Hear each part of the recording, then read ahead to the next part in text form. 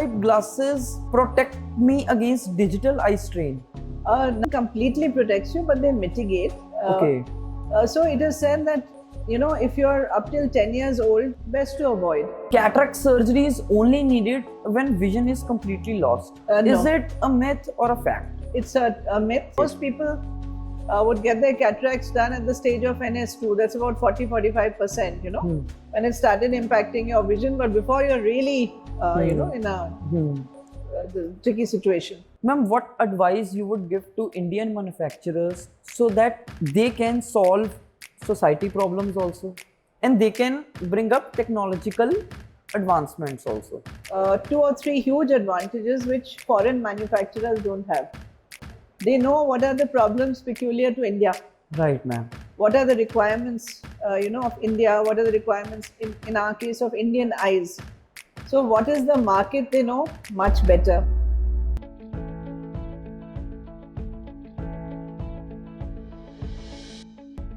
Welcome to the first episode of EyeConic Journeys.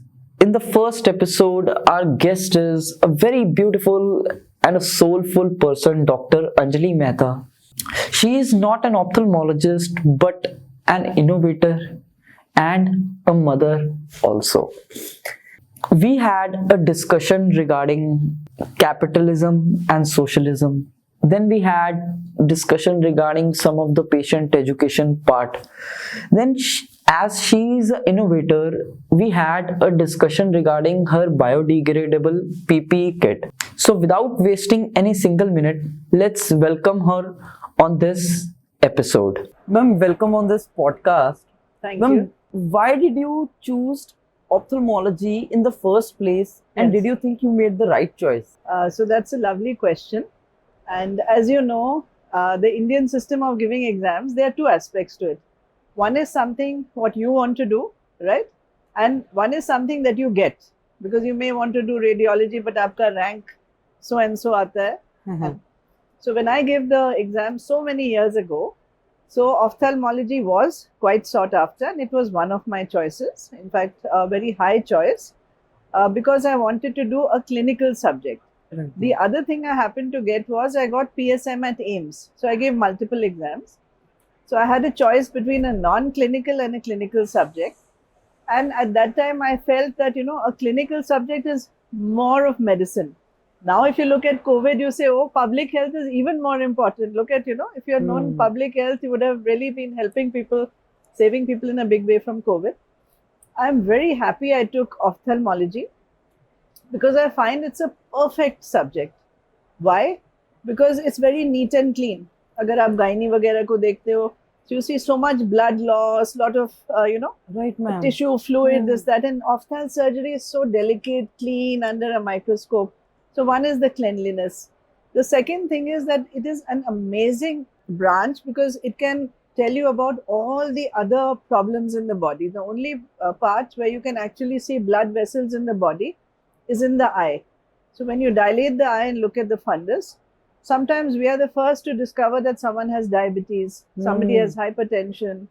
The neurologists refer patients to us to do fundus examination ki dekhiye ki the optic nerve head is swollen. So we are so important for, reaching out to other specialities and telling them that, look, the patient has this, and even monitoring. Someone has a kidney problem, people will. So we get so many referrals from other specialities because we have that unique window where you can actually see blood vessels live. Nowhere else in the body because they're all covered under the skin. I think the only downside is perhaps that ophthalmic equipment is very expensive. So let's say I have a medical colleague or I have a pediatric colleague. They need a fine brain, 1 stethoscope and 1 table. And they are set. But for an ophthalmologist, you need a slit lamp, you need an autorefractometer. It's very expensive. Right, ma'am. I think that's the only downside. I think it's a beautiful subject. And then, there's instant, people feel delighted. They can't see. Suddenly they can see. So, they bless you so much. There's instant results and stuff like that. So it's very gratifying on many counts. And ma'am, you also write about different social issues which are going on in the society. Ma'am, there are 2 types of these economic systems. One is capitalism and another one is socialism. Yes. So ma'am, what is the difference between the 2?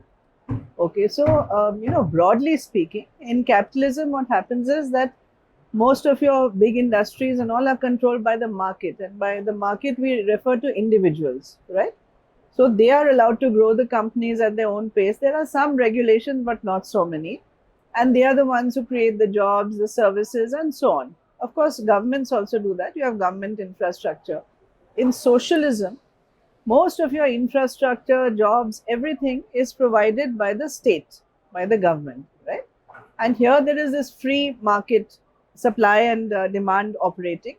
And in socialism, everything is controlled by the government. They'll set minimum wages, they'll tell you what to do.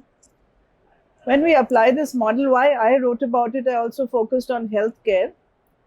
As doctors, we tend to look after vulnerable and weak people. So what happens with capitalism is it's like the law of the jungle, the survival of the fittest. But many of your vulnerable people get left behind, right?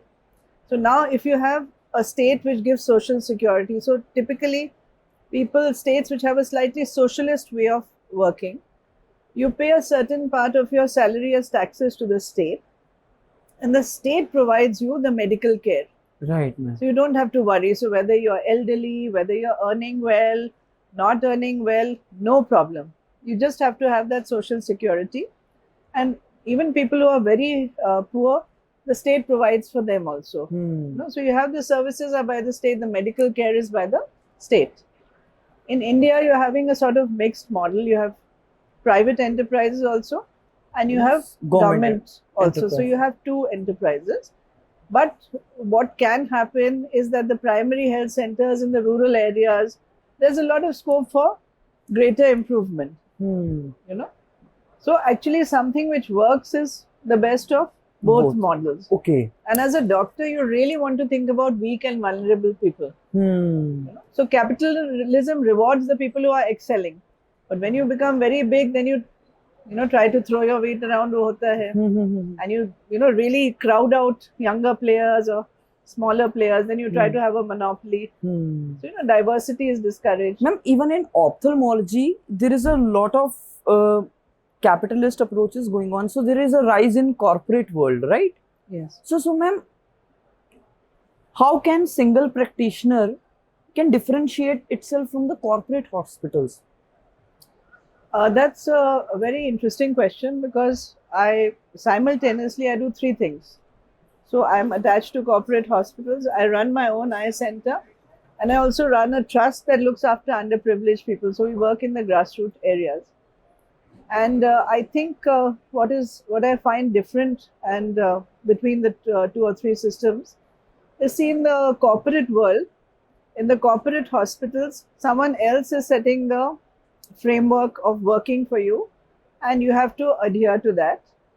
There is a lot more paperwork involved, right?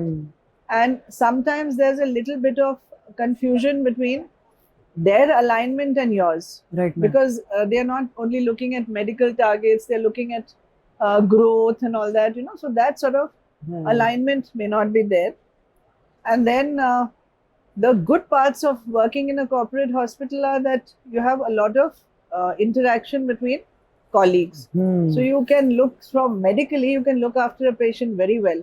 So like somebody has a headache, then typically you need to first get them examined by an ophthalmologist. If everything is all right with the eyes not contributing to the headache, you might want to refer them to the neurologist.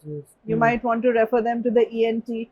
So within the space of a few hours, the patient can get a very diverse opinion. So having colleagues of multiple specialities is one of the real benefits I find in a corporate hospital. Their workings may be different. Then when you come to your own hospital like mine, it's a luxury. Patients like to come to me because, the way you sort of run your hospital is entirely your values. Right. Ma'am, Right. it increases that patient interaction between doctor and patient.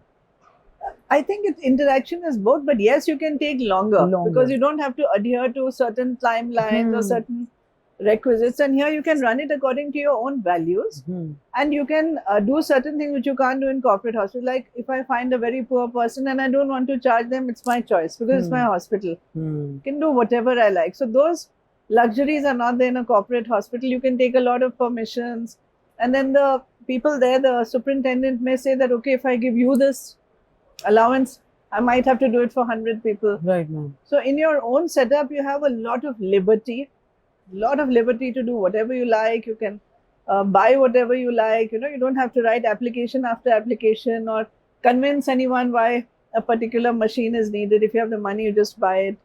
You have liberty. You can do whatever you like. The only downside, I think, is security and having to do all the administrative work yourself. Because in the hospital, you'll have a whole lot of so-and-so team. You'll just ring up the IT team, they'll do this. You ring up the so-and-so team, they'll do that.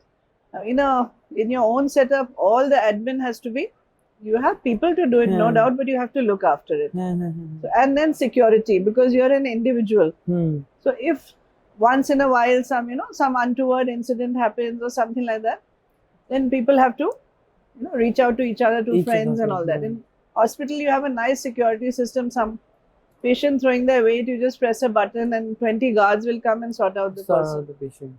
These things are there. Ma'am, even you are running a trust also. Yes. Ma'am, you are working in public health. Ma'am, it is very difficult for an individual to work on that. And ma'am, you are doing that admirable job. So ma'am, how can individuals lead themselves to work on public health also, which can contribute to society in some way? It's not difficult at all. And I find that bigger institutes are doing it in any case. Like you have Shroff Charity in Delhi, you have LV Prasad, you have Aravind. There are so many models. It's just a matter of how you spend your time. In my case, it was very easy because I come from a family of social workers. So my grandmother was a social worker, my mother was a social worker, and I didn't want to be the black sheep. So I didn't want it to. So I also wanted to continue that fine tradition. And I must be one of the very few people who left the army because I said everybody is very healthy. I want to be with people who are actually sick and all that. But it's just a matter of realigning your time and your interest. Because the thing is that your time is your own. Especially as you say, if you have an individual practice. And we do spend our time going out, meeting friends and all. So maybe you don't have to do a lot of it. It's not defined how much you have to do. You can do a little bit and it becomes very easy. So let's say if you decide you're an individual practitioner and you decide that once a month I'll do a free camp, right? Now, if you have a lot of earnings that month, you can do a free camp. You can give free spectacles also. You can do free surgeries also. Let us say in a particular month, you don't have a lot of earning and you can't maybe do free surgeries or something. But nothing prevents you from giving your time. That is, not at a great cost to yourself. So you just have to slow down from whatever you're doing and just keep aside a little time. For doing the public. It just requires taking out a little time. It's exactly the same thing you're doing. Only thing you're doing it for a person who can't pay you for the service. And if you look at it, so much of the service in our life is unpaid. In fact, that's a grouse of women. 75% of the world is running on unpaid service, in the sense that you have people in your family who are cooking for you, who are looking after you. Nobody is charging you anything. Right. And even the things you get from nature.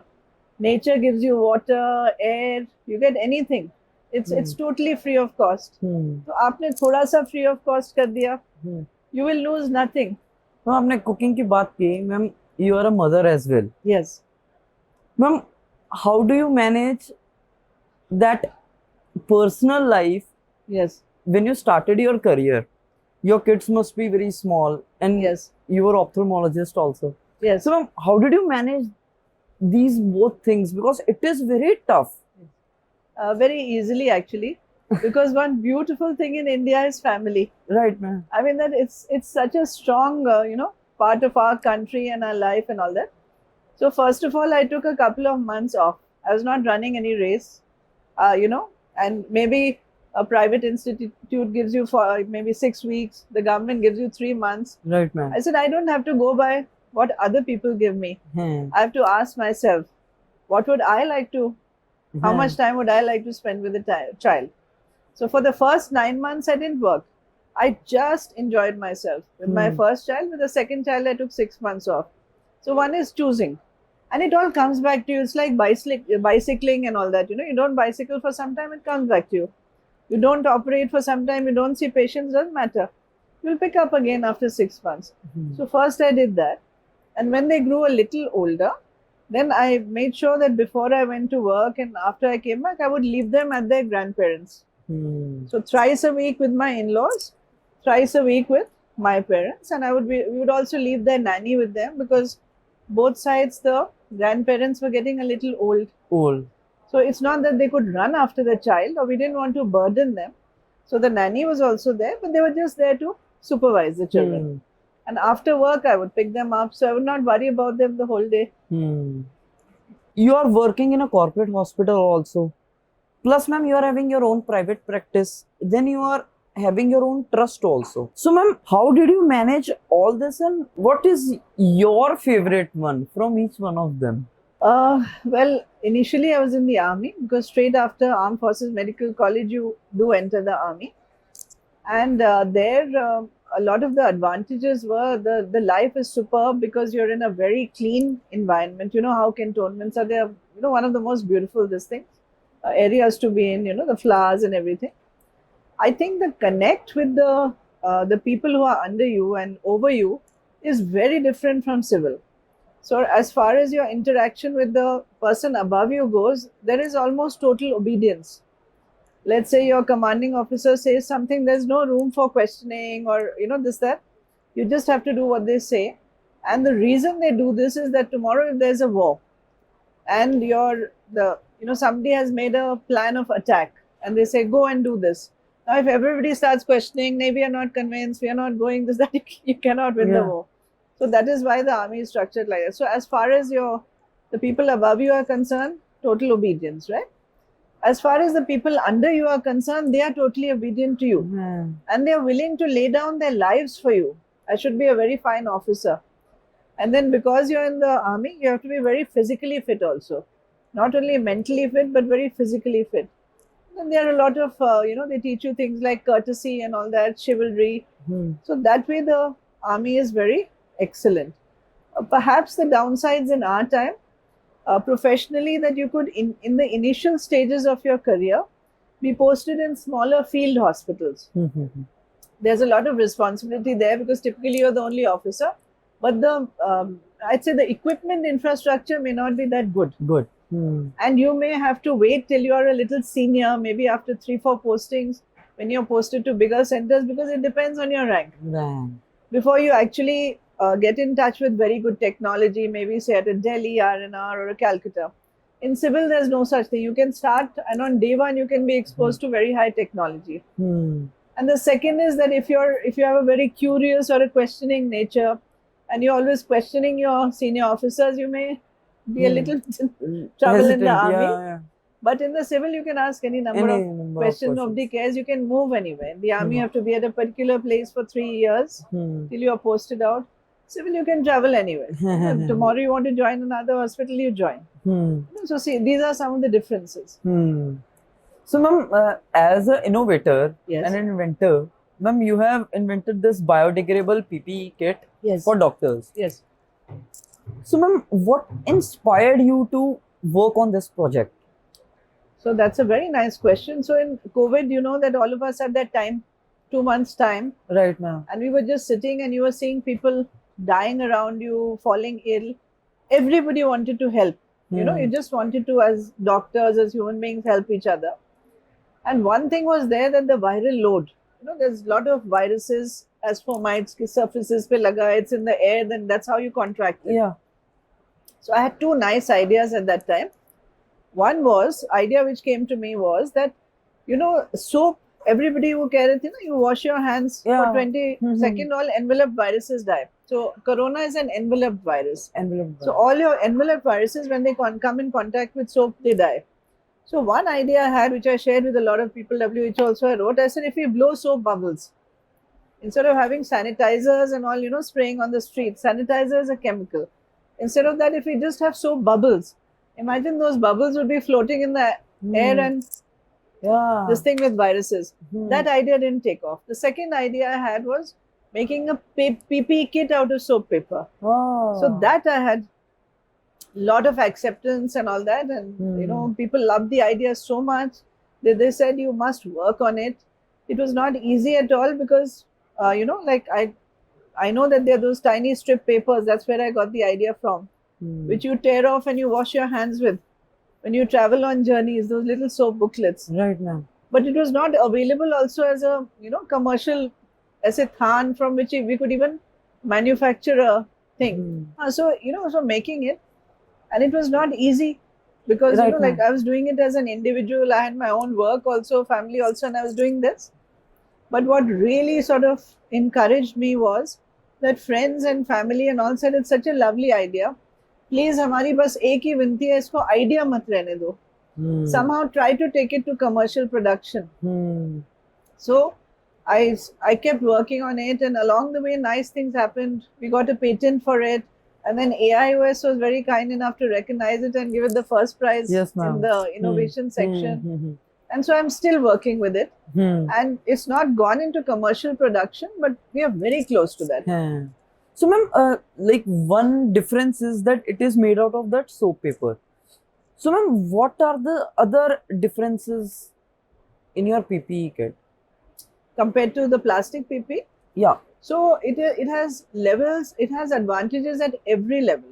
So coming to the climate level, which is why I had thought of, you know, doing something to reduce the plastic. Your plastic waste hota hai, there's so much of it, single-use plastic. Right, ma'am. And you know that plastic is harmful to the environment, to animals, to humans. So at that time during COVID, we were thinking, how can we contribute, reduce the single-use plastic waste? That's how I got the idea. So plastics are derived from fossil fuels, and fossil fuels are the worst contributor to climate change and all that. Right, ma'am. So this is totally biodegradable. It is made from all renewable things, you know. Oh. So coconut oil, olive oil, this, that is saponified into soap and then coated on paper. So paper is natural, the coatings are natural. So it is fabulous for the planet. Then you come to the doctor. At an individual level, again, it has hundreds of advantages. Because, you know, this coconut oil based thing in all your cosmetics and all, coconut oil is supposed to be very skin friendly. Right, ma'am. So when you wear it, it's very good for the skin. Microplastics are very harmful for the skin. Biggest advantage is safety. So plastics provide a physical barrier. Right, ma'am. This not only provides a physical barrier, but it is also virucidal. If it comes in contact with all your envelope viruses, which are your common viruses like corona, hepatitis B, C, measles, all your common viruses are thankfully enveloped. They come in, they get killed when they come in contact with soap. So that's a huge advantage. And then if you remember, those PPE kits were hot, Right, uncomfortable, you couldn't move, the restricted movement, you were sweating, dehydrated, you felt like fainting. This is so comfortable the way we've made it, and it's economical. So, I mean, there is no box it doesn't tick. Right, ma'am. So, ma'am, if there is someone like my age who wants to take a path of innovation, Yes. what's the best piece of advice you would give to a young PG student who is entering ophthalmology to take upon that innovative path so that he can contribute somewhere in the field? Right. So, the first and foremost thing is that you look at what needs to be done. So, there's a beautiful, very cliched saying rather, but necessity is the mother of invention. Right, ma'am. That has not changed through the years. So, it has to be something which is really required. So, you look around you and you ask yourself honestly, what are the problems that bother you? Right? Then your passion will come into it. So, there are many problems in the world. There are many issues which need to be solved. But which are the ones which you engage with, which bother you the most? If you love animals, what are the problems you feel animals are facing, right? If you find that ophthalmology equipment is very expensive and that's bothering you, then that is the area you try to see how can we take the same equipment, make it cheaper, which you know, say some companies are doing, like your Indian companies are doing such a fabulous job. The same things which are available with tariffs, very expensive, Indian companies are making. But the important thing is two things, I'd say. One is find out what needs to be fixed. There's a saying: if it's not broken, don't fix it. If Don't something fix is it. working Yeah. well, don't zabardasti say I want to innovate in Yeah. this field. Yeah. Try to find what are the genuine problems, and if you solve them, they can impact a lot of people. So identify such problems. See which is the one you connect with at your heart ka level. You may not be so moved by this problem, then don't connect with it. Right, ma'am. Go with the problem where you really feel strongly, and then your best will come out. Your best. And your grey cells will really work. So, ma'am, my first question is: cataract surgery is only needed when vision is completely lost. No. Is it a myth or a fact? It's a myth.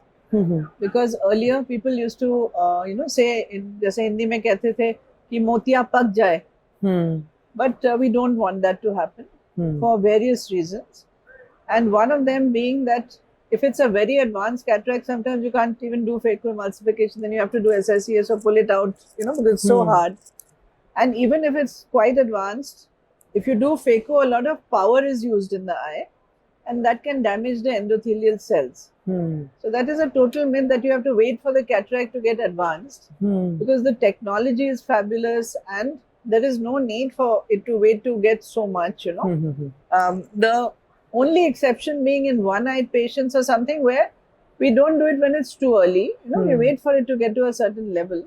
Okay. Otherwise, It's fine. when it's affecting your daily work and all that, you start doing it. So Doing most people would get their cataracts done at the stage of NS2. That's about 40-45%, when it started impacting your vision. But before you're really, in a tricky situation. So, only older adults get glaucoma.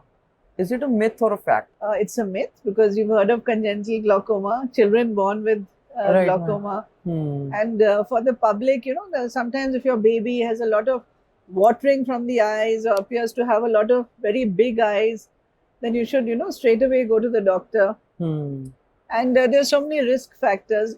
It is true that age is one of the risk factors. So as you grow older, you're more likely to get glaucoma. Okay. Because your outflow channels, like you can't run that fast when you're older as you could when you're younger. So your channels, the outflow channels become less efficient, they get little sclerosed and all that. So your chances of getting glaucoma, they increase as you grow older. But there's so many other risk factors which are not related to age, such as myopia, such as diabetes, etc. They're not related to your age, so it's not necessary. So, ma'am, eye exercises can cure refractive errors. Is it true or false? So that's a lovely question. They can't in general cure refractive errors like that.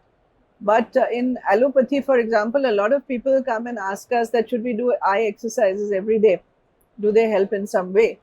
So for the general public, it's not required at all. Because in your daily, like I'm talking to you right now, I'm looking out. So in our daily life, we move our eyes enough that, it keeps the muscles supple. In certain specific cases, like someone has that problem, a squint, early squint or something like that, or we need to increase their fusion, we give them specific exercises, right? Now, when you're reaching 40, you start needing glasses for reading, presbyopia. Not in allopathy, but like we have this Aurobindo ashram, they run these specific exercises where they make you exercise your accommodation, right? So if you do those exercises maybe for half an hour, 40 minutes every day, they may stave off the need for glasses by 6 months, 1 year. But you can't get out of glasses completely, right? And if you, let's say, have a minus number or something like that, just by doing eye exercises, you can't get rid of the number. So there are specific instances, very specific ones where they can help your eyes a little bit temporarily for a period of time, eye exercises, but they don't remove a number. That's a myth. So, ma'am, there is one patient query that I love swimming. Can I wear contact lens and go to swim?